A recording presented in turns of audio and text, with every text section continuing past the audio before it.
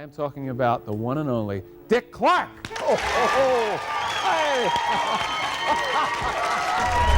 For more than 3 decades, American Bandstand helped define American pop culture, launching dance crazes, breaking new artists, and turning Dick Clark into one of television's most powerful names. It survived rock and roll, soul, disco, and new wave without missing a beat. But somewhere along the way, the show that seemed unstoppable started slipping, and by the time it finally left the air for good, almost nobody was talking about it. The real reason behind its ending isn't what most fans would expect: how Bandstand found its perfect host. Before American Bandstand became a national sensation, it had much more humble beginnings. The story actually started back in 1945 on Philadelphia radio station WPN with a daily program called the 950 Club. The format was simple. A live studio audience would gather and dance along to records playing on the air. Around the same time, Philadelphia's ABC affiliate, WFIL, was running a Saturday night dance and talent show called TV Teen Club. But WFIL had a problem. Its afternoon ratings were practically non-existent. So the station came up with an idea. Why not bring the energy of the 950 Club to television? On October 7, 1952, Bandstand made its debut in the 3:30 p.m. time slot, hosted by WFIL radio personality Bob Horn. At first, station executives and local TV critics weren't exactly convinced that a show built around dancing teenagers had much of a future. They were about to be proven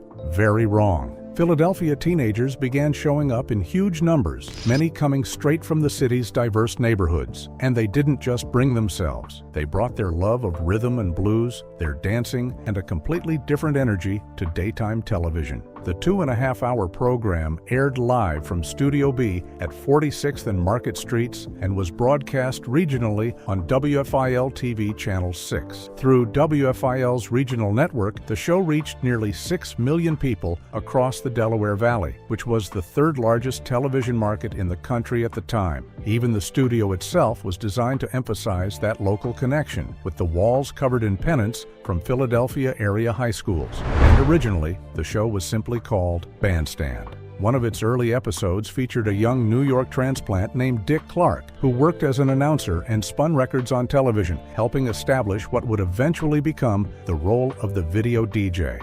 Then, in July 1956, everything changed. Bob Horn was arrested for driving under the influence, an especially awkward situation because his own station was simultaneously running an investigation into drunk driving. With Horn suddenly out of the picture, WFIL turned to Dick Clark to take over the hosting duties. Clark had arrived at exactly the right moment. In the mid-1950s, hit records weren't instantly becoming national sensations. They were usually built one city at a time. Record companies and independent labels in places like New York, Chicago, and Los Angeles relied on local promotion men to get their songs played on small-town radio stations. King Records in Cincinnati, for example, had a network of 33 branch offices spread across the country, all helping identify which records were beginning to catch fire in individual markets. Once a song started getting serious airplay and sales in one city, the label could push it into another. Philadelphia was especially important. It was considered a major breakout market, meaning a record that took off there could potentially explode across the country. But the influence went both ways. Songs that became popular on smaller independent labels in cities such as Cleveland or Minneapolis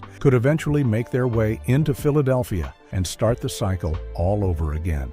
For Dick Clark, this was an opportunity far bigger than a local afternoon television show. When he officially took over Bandstand in 1956, the program was already a strong local hit. But Clark had much bigger ambitions. He saw the growing popularity of rock and roll among teenagers and realized that television could turn the local music scene into a national phenomenon. There was just one problem. Rock and roll had parents terrified. To many adults in the 1950s, the new music represented rebellion, teenage independence, and everything they feared was changing about American culture. If Dick Clark was going to become the television face of that music, he needed something Bob Horn never really had: complete trust from parents. And Clark looked almost perfectly designed for the job. At 40, Bob Horn was older, heavier, and hardly the polished television personality Clark was becoming. Horn also carried a controversial reputation among some of his colleagues, even though the teenagers who watched Bandstand genuinely liked him and remained fiercely loyal. Clark was different in almost every way. He presented himself as clean-cut, polite, dependable, and unmistakably all-American. His carefully maintained image wasn't an accident. He understood that if parents were going to allow their children to watch a television show built around rock and roll, they had to feel comfortable with the man standing in front of it. So Clark made himself the safe face of a dangerous new sound.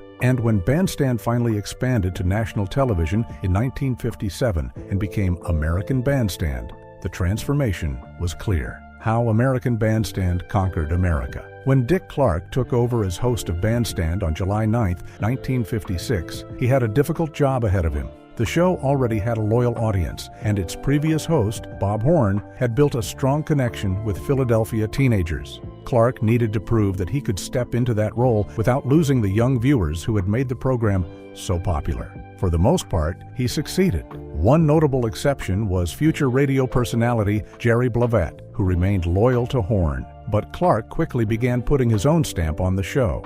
Horn had already created a committee of 12 teenagers to help maintain order in the studio. Clark and producer Tony Mammarella expanded the idea and introduced an even stricter set of rules. Boys were expected to wear jackets, dress shirts, and ties, while girls were expected to wear modest skirts or dresses. Tight sweaters, low-cut clothing, and pants were not allowed. Smoking, chewing gum, and swearing were also banned. Even the ages of the dancers were controlled, with only teenagers between 14 and 18 allowed inside. Behind all those rules, however, the basic formula remained simple. Local teenagers filled Studio B and danced to the latest records, while visiting performers appeared on camera to lip-sync their newest songs. It was inexpensive television, but it was also incredibly effective. Clark soon proved to be exactly what sponsors wanted. He had a clean-cut image, a growing teenage audience, and access to Philadelphia, one of the biggest cities in America at the time.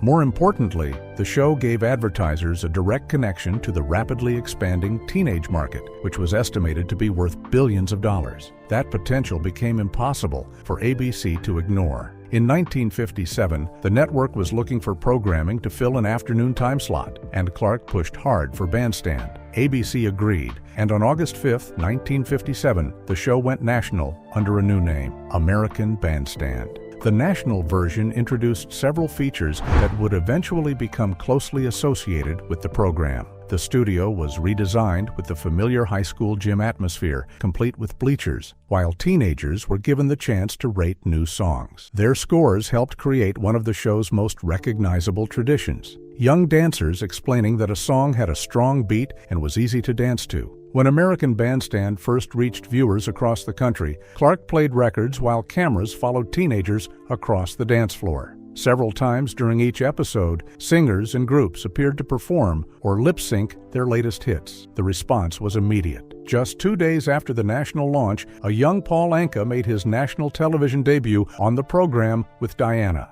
Within 6 months, American Bandstand had been picked up by 101 stations and was reaching around 20 million viewers. Surprisingly, about half of those viewers were adults. The show's popularity created another phenomenon. Fan mail arrived by the tens of thousands every week, while teenagers from across the country traveled to Philadelphia, hoping for a chance to appear on camera. Outside the studio, long lines of young people regularly stretched around the block, but getting inside was only half the battle. The teenagers also had to meet Clark's strict standards for appearance. The dress code was more than a matter of presentation. Clark understood that rock and roll still frightened many older Americans. The music had developed a rebellious reputation, and some adults viewed the teenagers dancing to it as a sign of changing social values. By presenting the performers and dancers in a polished, respectable environment, Clark helped make the music feel less threatening. American Bandstand therefore became an important bridge between teenage culture and the rest of America. Rock and roll was no longer something families only heard about from teenagers or radio stations. It was suddenly appearing inside their homes every afternoon, presented by a clean-cut host and surrounded by neatly dressed young people. The teenagers themselves became part of the attraction. Clark and Mammarella organized a group known simply as the Committee, which helped enforce the studio rules and decide who could enter the floor.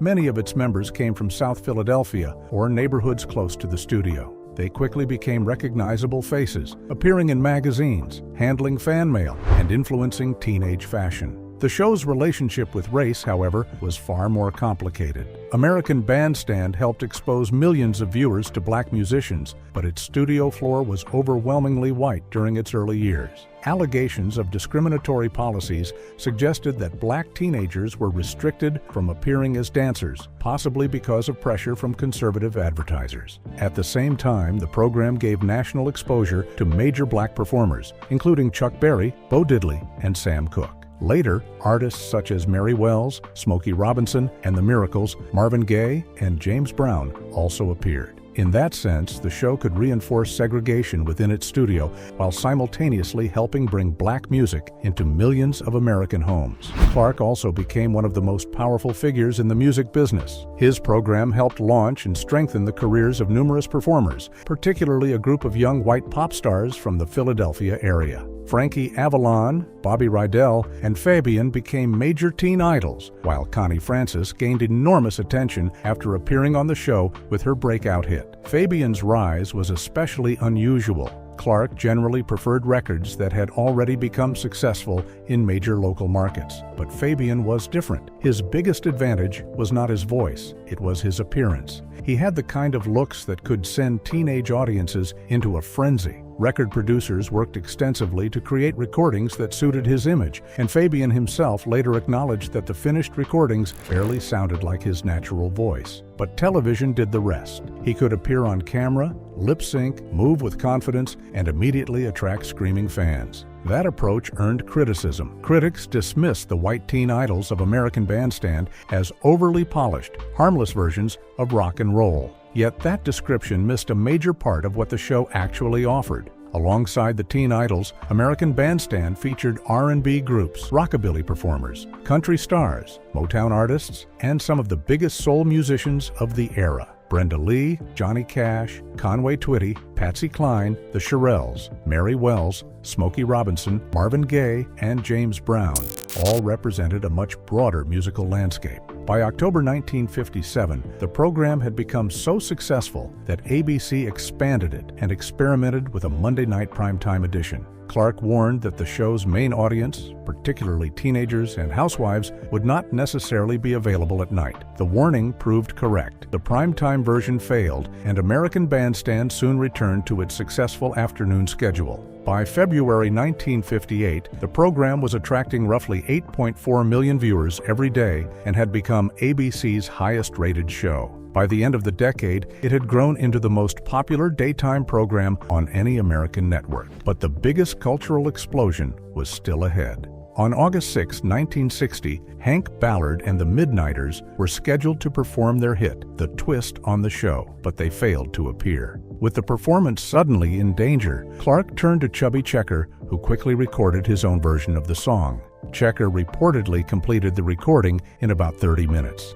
Then he appeared on American Bandstand and demonstrated the dance that would soon become impossible to escape. The twist exploded. What began as a last-minute television solution became a worldwide dance phenomenon, transforming American Bandstand once again. Then, in 1960, the explosive payola scandal hit the music industry, exposing a hidden system in which record companies secretly paid radio DJs to give certain songs more airtime. What had once been treated as a quiet part of the music business was suddenly being dragged into the national spotlight, and at the center of it all stood American Bandstand and its enormously powerful host, Dick Clark, the secret that nearly destroyed Bandstand. To understand why the scandal became so serious, it helps to go back to 1957, when ABC began broadcasting American Bandstand across the country. Almost overnight, the show changed the way music was promoted. Before that, artists and record companies had to work city by city, sending performers on endless tours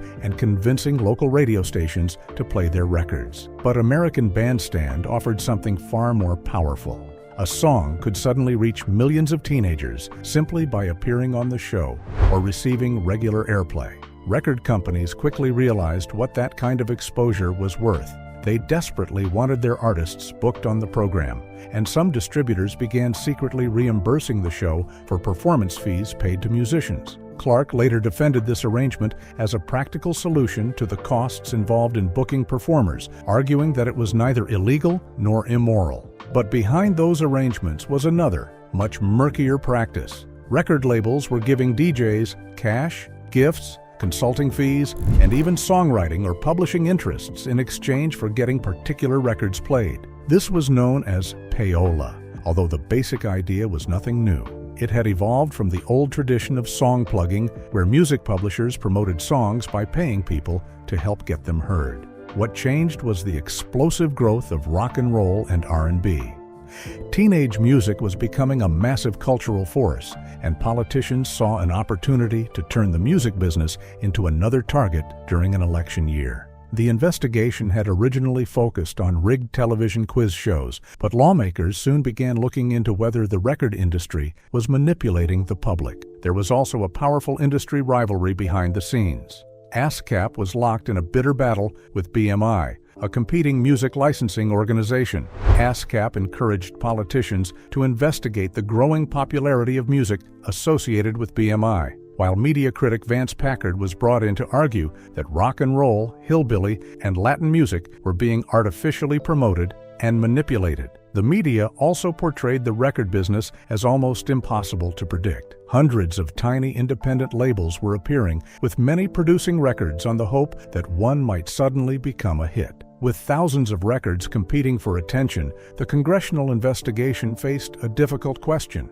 Where did normal music promotion end and corruption begin? Naturally, Dick Clark became one of the investigation's biggest targets. By this point, Clark was unlike any other disc jockey in America. American Bandstand had given him a nationwide audience, making him one of the most influential people in popular music. Investigators discovered that he had financial interests in 33 music-related companies and owned copyrights to 160 songs, with 143 of those interests reportedly coming to him as gifts. Witnesses from the music industry also acknowledged giving Clark copyrights and consulting fees because they wanted their records to receive greater exposure on American Bandstand. Clark insisted that he had never accepted payola. His defense rested heavily on a narrow definition of the practice. In his view, payola meant a direct agreement in which someone was specifically paid to play a particular record. Since there was no obvious cash for airplay deal, he argued that his business relationships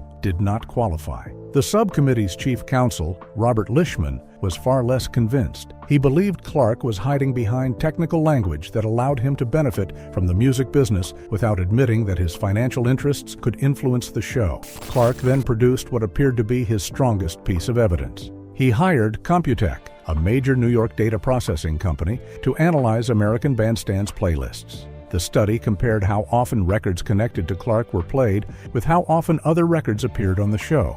The conclusion seemed favorable. Clark did not appear to give his own records preferential treatment. But years later, Clark admitted that the study had been something of a distraction. He had spent $6,000 on what he described as a giant red herring designed to move investigators away from the real issue. And according to historian John Jackson's later calculations, it worked. More than half of the records produced by companies connected to Clark had appeared on American Bandstand, including many that never reached the Billboard Top 100.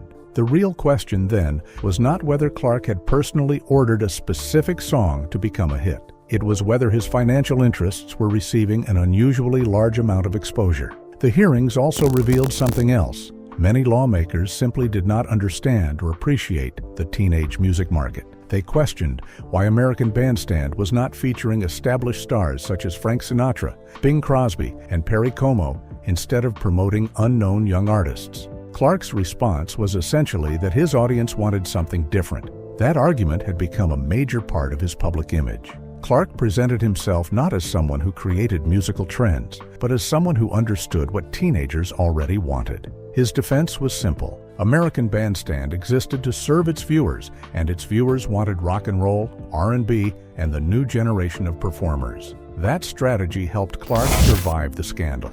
Despite the evidence surrounding his business interests, he was never destroyed by the investigation. He was forced to sell his financial stakes in record labels and music publishing companies, but the consequences stopped there. A major reason was the support he received from powerful figures at ABC. Network president Leonard Goldenson and media mogul Walter Annenberg had too much invested in American Bandstand to simply abandon its star. They stood behind Clark and helped repair his public image as the scandal unfolded. ABC also demanded that its music employees sign affidavits declaring that they had never accepted payola or held interests in record companies. That quickly exposed a problem. American Bandstand producer Tony Mammarella admitted that he had taken money from record labels and resigned rather than give it up. Radio legend Alan Freed faced an even bigger problem. He refused to sign the affidavit because he knew that denying his involvement could amount to perjury. Clark, however, received special treatment. ABC allowed him to prepare his own affidavit using a much narrower definition of payola. In exchange, he agreed to sell his financial interests in various music-related companies. The network continued publicly defending him, while Clark's critics were pushed aside. The contrast was striking. Several major DJs, including Alan Freed, Tommy Smalls, Jack Walker, Hal Jackson, George Oxford, Tom Clay, and Joe Smith, saw their careers severely damaged by the investigation. Many simply lacked the powerful institutional support Clark had behind him. In the end, American Bandstand's greatest strength also became Clark's shield. The show's enormous popularity had made him one of the investigation's biggest targets, but it had also made him too valuable for ABC to sacrifice. The payola scandal exposed how deeply money and influence had become intertwined with music promotion.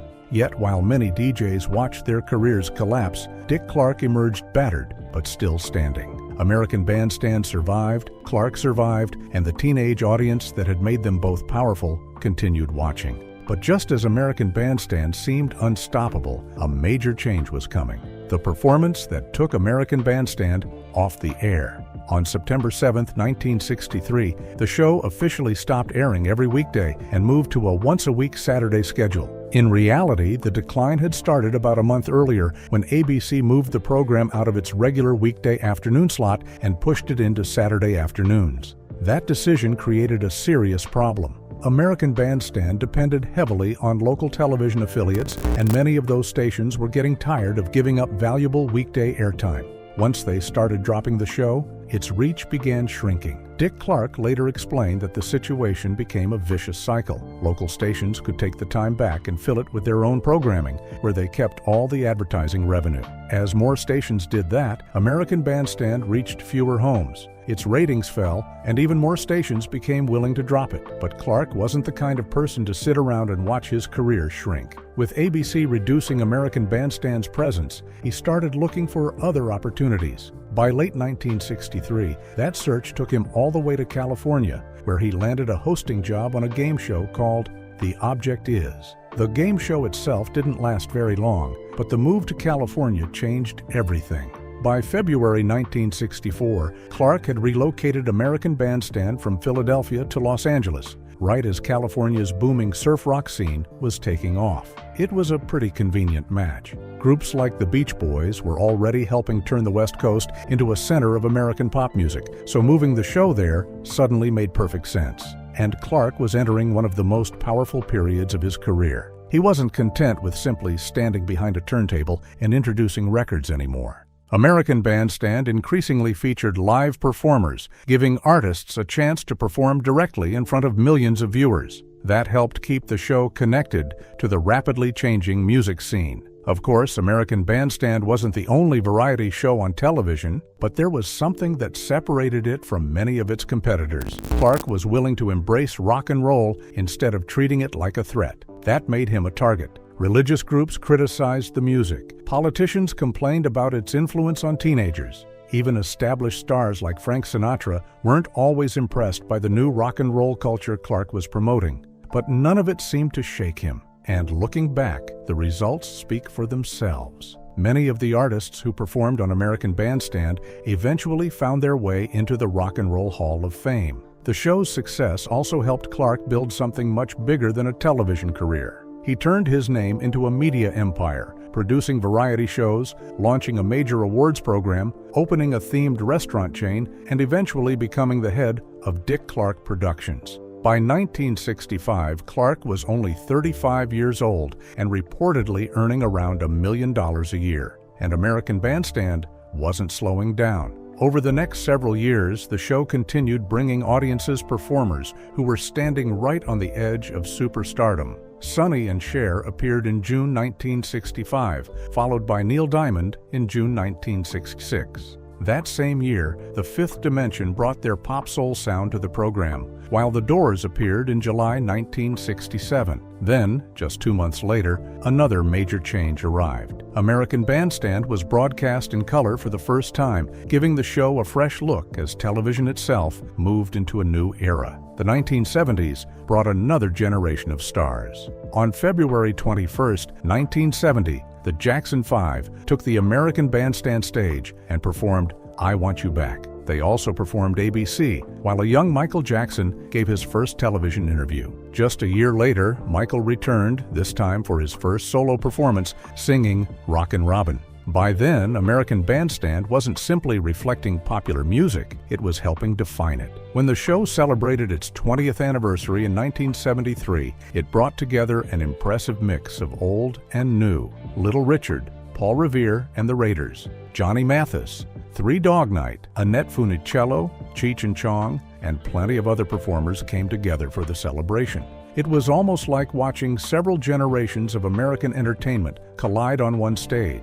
4 years later, the 25th anniversary special raised the stakes again. Chuck Berry, Seals and Crofts, Greg Allman, Junior Walker, Johnny Rivers, the Pointer Sisters, Charlie Daniels, and a long list of other performers joined the celebration. The night eventually ended with Clark's famous all-star rock jam, bringing the entire lineup together for a massive performance of Rollover Beethoven. But American Bandstand wasn't just surviving by looking backward, it was still keeping up with whatever was happening in popular culture. As disco exploded in the late 1970s, the show leaned into the trend with a major disco special co-hosted by Donna Summer to promote her movie Thank God It's Friday. Then came one of the show's most unexpected contributions to pop culture. In 1979, during a performance of the Village People's YMCA, Clark helped demonstrate a simple series of moves for the audience. The routine caught on, and before long, those 4 letters had become one of the most recognizable dance routines in the world.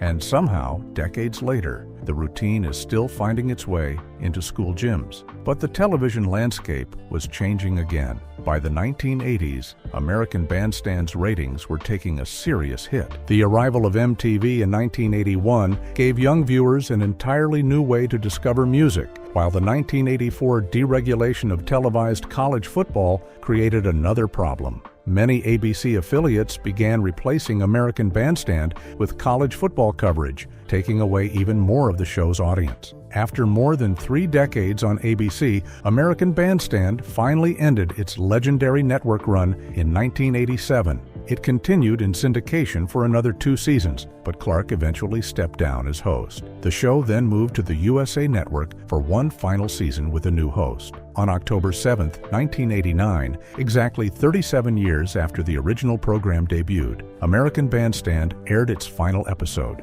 There were eventually plans to bring the show back for the 2005 television season, but those plans were put on hold after Clark suffered a serious stroke in December 2004. Interestingly, one of American Bandstand's most recognizable ideas had already found a life of its own. The show's dance competition format eventually helped inspire the standalone television hit So You Think You Can Dance? By then, Dick Clark's influence had stretched far beyond the stage where it all began. He eventually handed over hosting duties for his famous New Year's special to Ryan Seacrest, although Clark continued making occasional appearances that gave audiences a chance to see the man who had spent decades shaping American pop culture. Then in 2012, Dick Clark died from a heart attack following prostate surgery. He was 82 years old.